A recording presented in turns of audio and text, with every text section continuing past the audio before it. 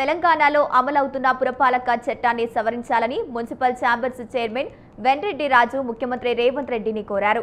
Hyderabad హైదర్గూడలో municipal chambers కార్యాలయంలో ఏర్పాటు చేసిన సమావేశంలో ఆయన మాట్లాడుతూ గత బీఆర్ఎస్ ప్రభుత్వ హయాంలో నిర్వీర్యమైన అన్ని వ్యవస్థలు గాడిన పెడుతున్న ముఖ్యమంత్రి పురపాలక వ్యవస్థను దృష్టి సారించాలని కోరారు. సమగ్రమైన పురపాలక చట్టాన్ని రూపొందించేందుకు చర్యలు తీసుకోవాలని విజ్ఞప్తి చేశారు. రాజీవ్ గాంధీ స్థానిక సంస్థల పటిష్టత కోసం 73.74వ రాజ్యాంగ సవరణ చేసి పట్టాలు పల్లెల అభివృద్ధి ఊతమిస్తే గత బీఆర్ఎస్ ప్రభుత్వం తూట్లు పొడిచిందన్నారు.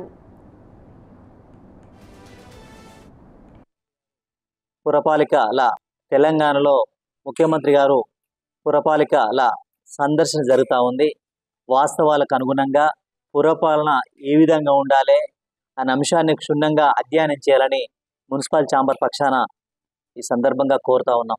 జెడ్పీటీసీ నుంచి రాష్ట్ర ముఖ్యమంత్రి స్థాయికి వచ్చినటువంటి రేవంత్ రెడ్డి గారు గతంలో ఉన్న చట్టాలు ప్రస్తుతం ఉన్న చట్టాలను బేరీజు వేసి పూర్తి స్థాయిలో అధ్యయనం చేసి దేశవ్యాప్తంగా అమలవుతున్న చట్టాలను కూడా తెలంగాణ రాష్ట్రంలో అమలు చేయాలని కూడా ఈ సందర్భంగా కోరుతా ఉన్నాం. గత బీఆర్ఎస్ ప్రభుత్వం తెలంగాణ రాష్ట్రంలో 2019లో పురపాలక నూతన చట్టాన్ని తీసుకొచ్చింది.